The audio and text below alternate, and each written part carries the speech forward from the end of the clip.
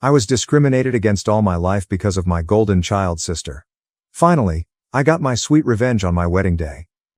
My golden child sister subjected me to discrimination throughout my life, and she even attempted to walk down the aisle at my wedding. Finally, I had my retribution.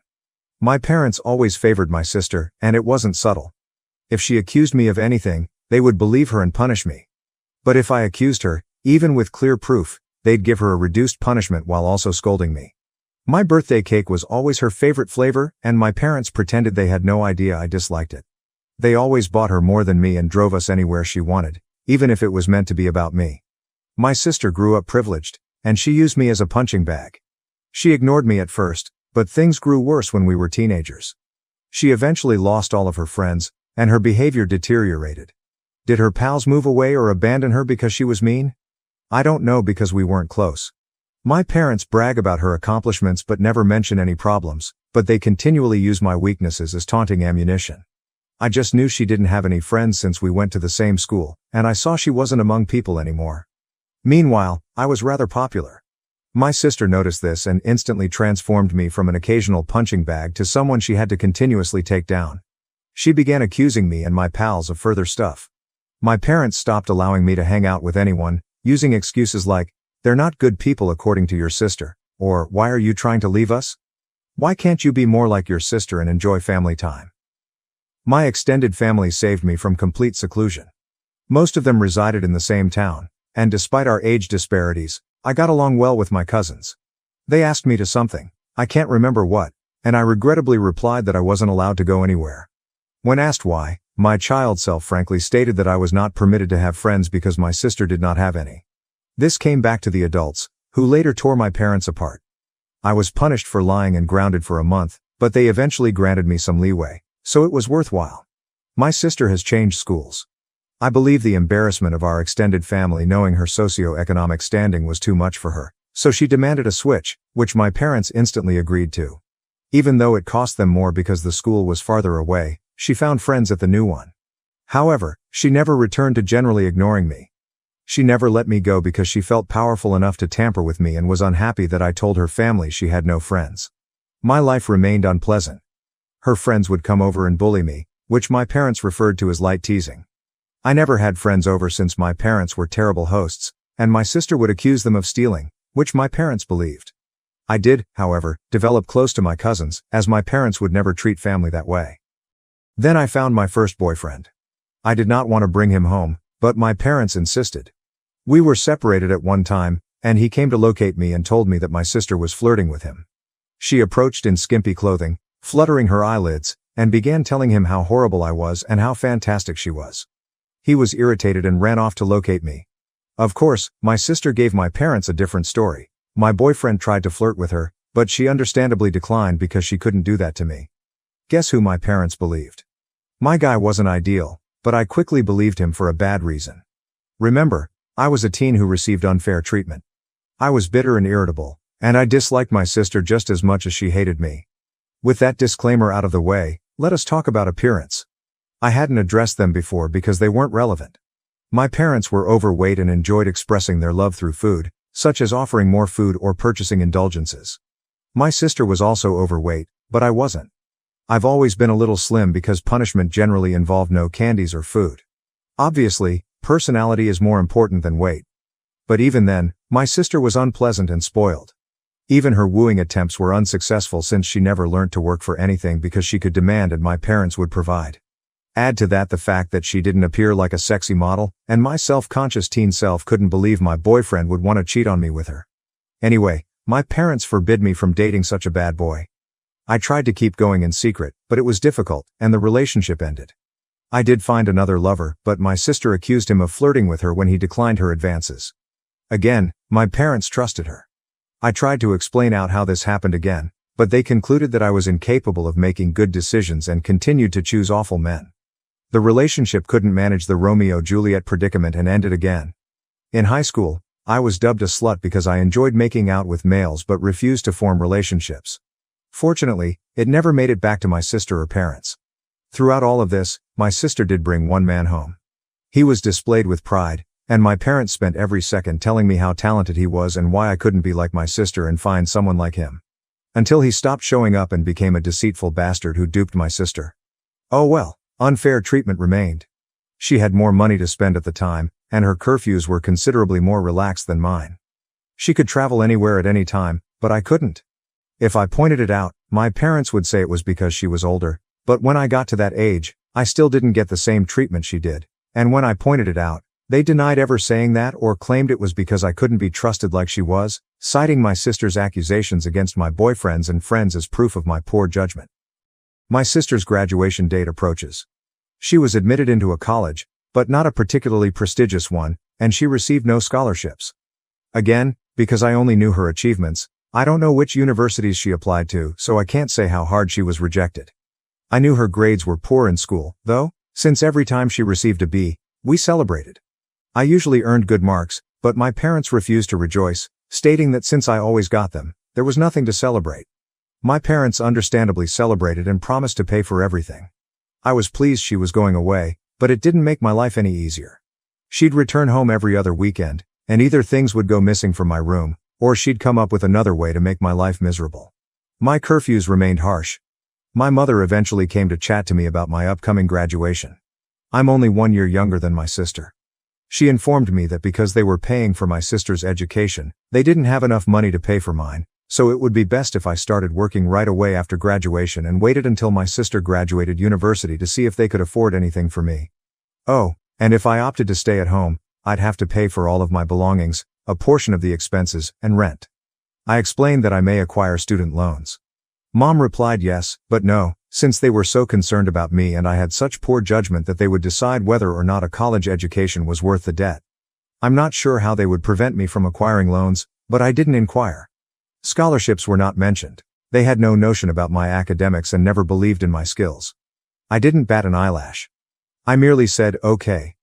My mother plainly didn't expect that and kept inquiring. Maybe she hoped I'd throw a tantrum so they'd have an excuse not to pay for my college, but all I said was that I understood their position, thanked them for caring, and that was it. My father again tried the same thing, but I refused to be emotional. You know, after a lifetime of their poor parenting, I had no aspirations for my education. I knew they'd find a reason not to pay for mine and make my life miserable. I never thought they'd pay if I worked and waited for my sister to graduate. I'd been preparing for college for a long time.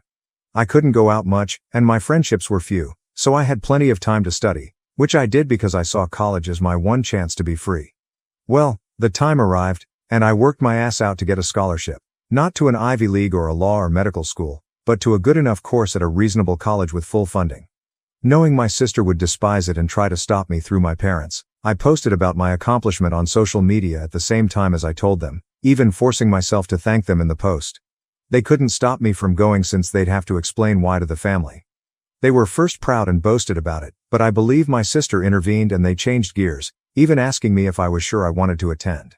They let slip that my sister wasn't doing well in college, and because she was brighter and had better judgment than me, I'd suffer more. I clearly stuck to my guns. They were unhappy but unable to do anything. College was my lifesaver. I started feeling delighted. I still contacted my parents and visited them on holidays and other occasions, but because they refused to pay for anything, I could justify not traveling as often as I wanted due to financial constraints. During this period, I avoided introducing any men to them, and my sister quit attending college. I know she didn't graduate because they would have made a big deal about it. She returned home, paying no bills or rent, but it's different, my parents stated, and began working at the same company as my mother, clearly due to my mother's influence. This was handed to me as a source of pride. I'm almost there, I promise. I met my hubby about this time. You know those individuals who say, if I were in that situation, I'd have done something? My hubby is the type that actually does. I'm the type of person that is meek and a doormat in any scenario and then can't sleep at night because I wish I had done something, thought of something clever to say, etc. I'm the type of person that can't stop crying when irritated. My hubby is the one who responds instantly. He enjoys drama and likes to resolve it. He's the type of person who, if he doesn't respond to a slight right away, you should be concerned because he won't forgive and forget. He'll do something worse in retaliation. He was the one who encouraged me to post here and on a nuclear revenge board, but we decided our actions were not nuclear. People were surprised that I got connected with him, but just because I couldn't act like him due to my upbringing didn't mean I didn't enjoy it. I appreciate that my spouse does what I cannot, and that he treats others well as long as they do the same for him. When we talked marriage, we decided we didn't care about the ceremony because of our budget, which we'd rather spend on a dream honeymoon vacation to Europe. We opted to do it in my hometown because his family was spread out while mine was still primarily concentrated there. We weren't too far away too, so we could make occasional long journeys on weekends to manage things. Plus, there was some work flexibility, so we could stay in my hometown for a while if necessary. We put out the engagement news and saved the date many months later. At this point, my parents were naturally eager to meet my man. I tried to grow a spine and reject, but it was difficult. The distance had made me wonder if my folks were really that horrible. My husband looked as if I had canceled Christmas when I assured him I would make sure they were never alone with him. See, he had been preparing for this. He even purchased a high-quality recorder that he could hide in his pocket to record everything. He was ecstatic as he considered all of the ways he could reject my sister's efforts, insult her, and then distribute the tape of her attempts to my family. So he went alone, excited to meet them, and returned euphoric. Babe, you won't believe the awful things they wanted. Babe, we can screw them over so bad. There's so many possibilities. I was perplexed and wanted to hear the recording, but he wisely advised me to listen to him first or else I'd misunderstand him. So he went there, and instead of flirting, my parents and sister sat him down. After some moaning about not liking him, my judgment, and so on, they said that they would pay for my wedding on the condition that my sister go down the aisle. My parents insisted that my sister walk down the aisle first at my wedding, dressed in a wedding gown. Their reasoning was that it was not appropriate for a younger sister to marry first, therefore it was only fair that my sister got the experience, at my venue, with pictures shot, in the dress, and even a cake later. My husband will now type his section. Hello, vengeful husband here. When his sweetheart is wronged, a pro-revenge lurker unleashes instant karma and nuclear vengeance. That being said, as much as my wife, she's now my wife, portrays me as a quick-witted person, I admit my neurons almost short-circuited when those people legitimately propose that rubbish as a nice gift. I believe Troy would want to take in the horse again. Unfortunately, after my brain restarted, I had a long list of insults ready to fire, but something in my soul whispered in my ear, like the devil, string these idiots along. So I said I needed to think about it, see how my wife, who was then my fiancée, would react, and then raced out of there before I could reveal my sinister plans. Come back to me, the wife. So, with a smirk on his face and a recording to prove it, my husband truly recalled how my parents wanted my wedding to be all about my sister. I was taken aback. The distance had softened how harshly they treated me, and I had assumed they would not go so far. Thankfully, my husband's insistence on the angle of revenge kept me from falling into a terrible mood. We had a great time coming up with ways to screw them over, ranging from outrageous to plausible. When we had settled on a course of action, we contacted his much more rational sibling. It involved having 2 venue addresses, giving them the incorrect one, and so on. Well, the sensible brother chastised us for it. While he admitted that he would never be able to persuade us not to retaliate, he did demonstrate that such an action would be difficult to carry out. Some of our other suggestions were also at risk of being sued, so we eventually landed on the most benign strategy. Pretend as if we agreed, but then hire security and refuse to let her in. Obviously, if that was all, it would not be pro-revenge. The remainder is primarily my husband's responsibility, but he wants me to do the honors, so here goes. It is crucial to note that everything he did was previously discussed with me and was based on our joint ideas.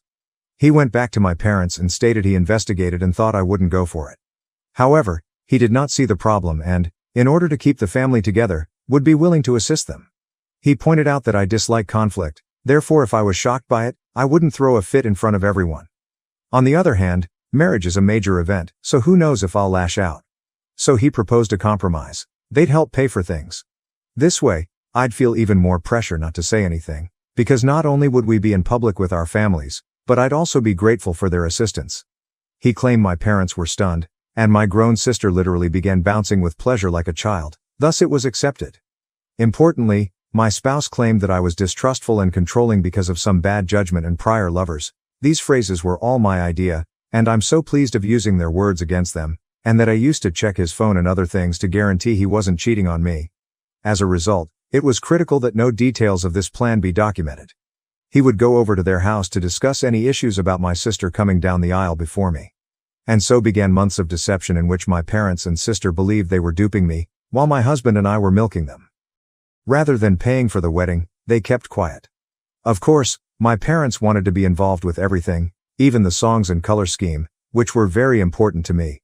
My husband would persuade them to let it go to keep me in line, but since we never really cared about the ceremony to begin with, everything else was fair game, or so they thought.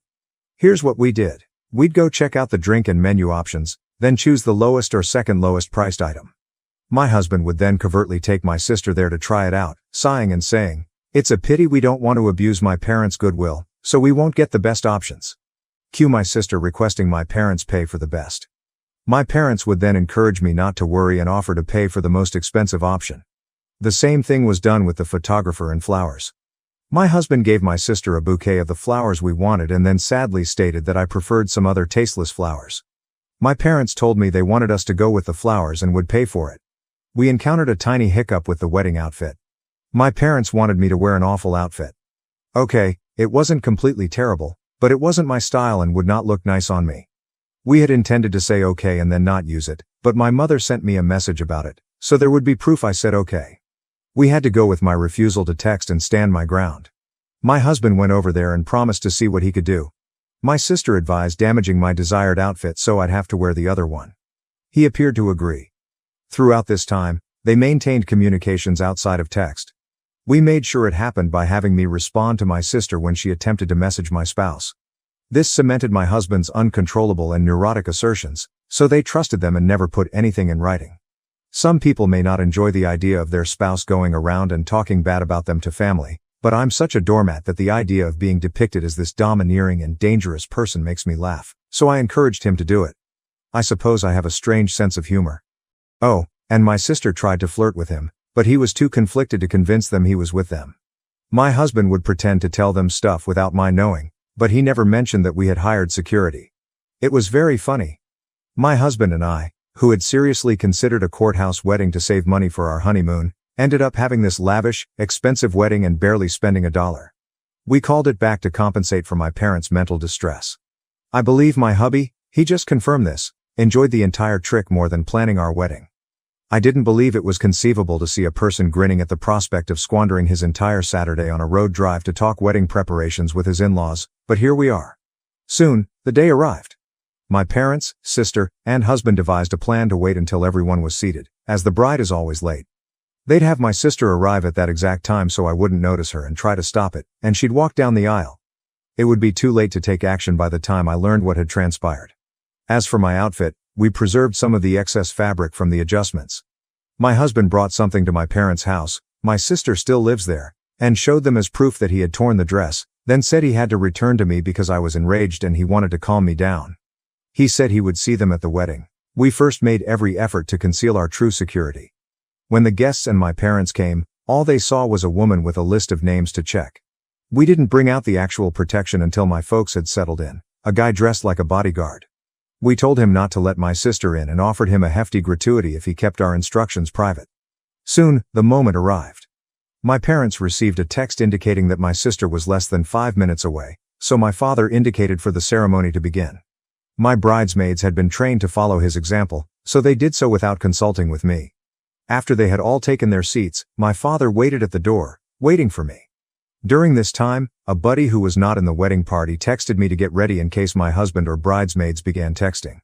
This buddy, my husband's ally, was just as ready to create drama as he was, and she didn't mind not being a bridesmaid.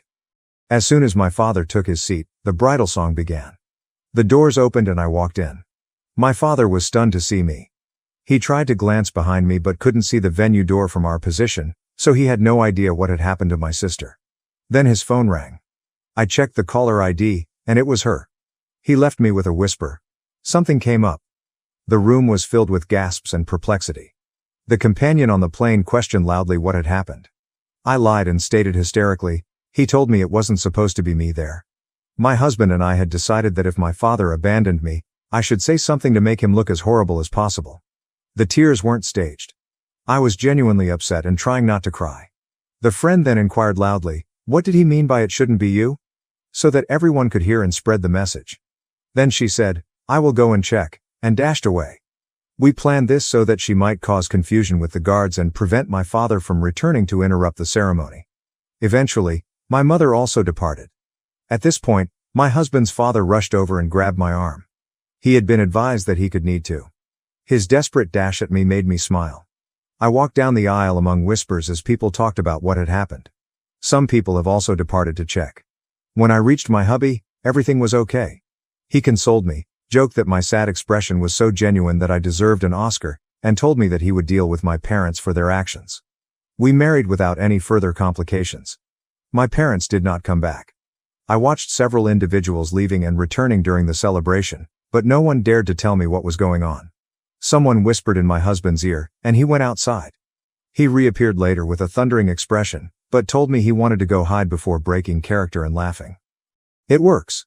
Here's what I learned later from friends, family, the security guard, and my husband. My sister arrived dressed in a wedding gown. The security guard refused to let her in, as we had agreed. He told her she was at the wrong site because there was already a bride. Yes, we tipped him well as promised. My father threatened him with the police, claiming he had never heard of him and so couldn't be working there.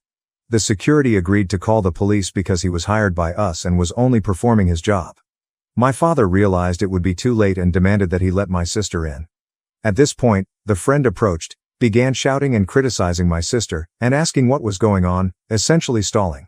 My mother quickly arrived, followed by others. By then, the wedding plans had been destroyed.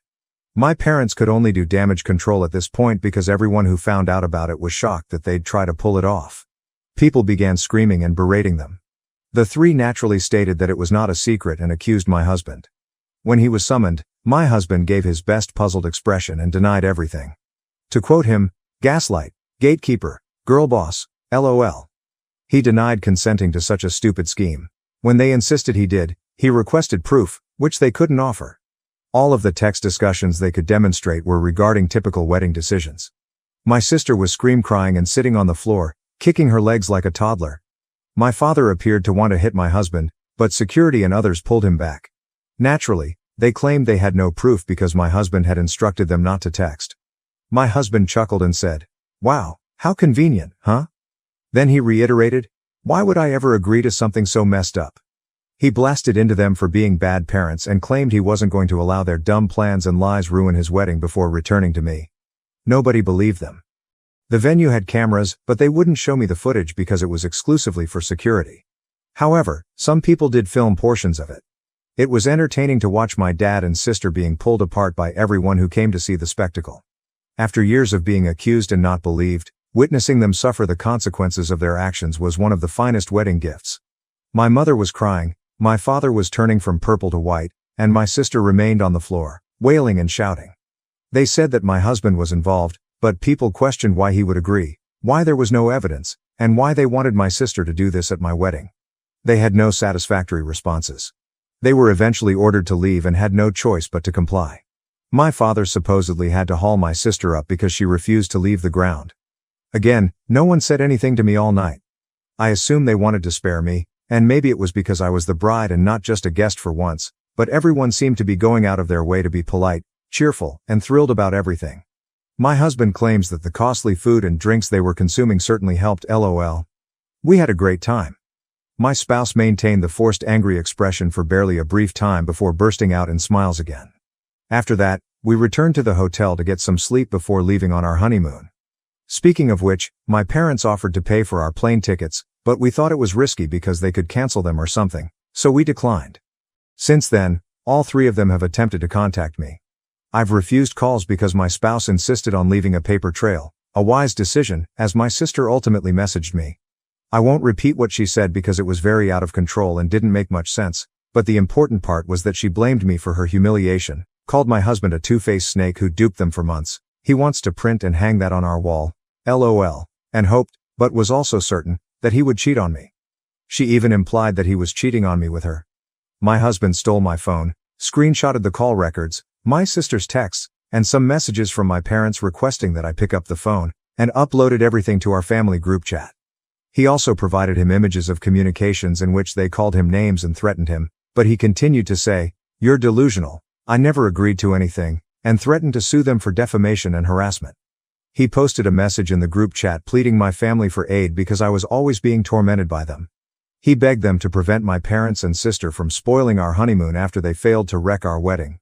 He ended by requesting that they not divulge our locations in order to prevent my parents from sending my sister over. as well as stating he had somehow agreed to pretend to sleep with her in our honeymoon suite, lol. My family told him that they would manage the situation, and we have been at peace ever then. My husband is a little unhappy that my sister did not misbehave so he could call her out again while tearing her a new one. We will see if the peace lasts. Overall, while I would have liked a normal, loving family at my wedding, they failed to ruin something precious to me, and I retaliated. Extra information. Do I understand why they treat me that this?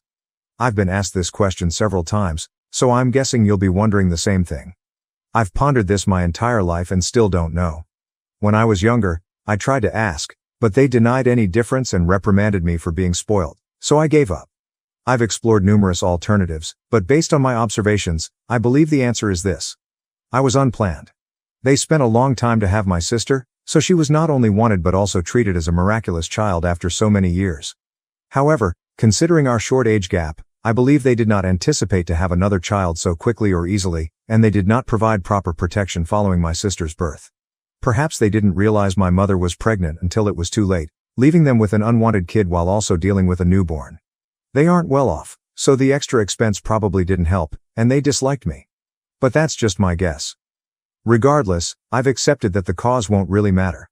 Whatever they did to me was unwarranted. Did they honestly believe it would work?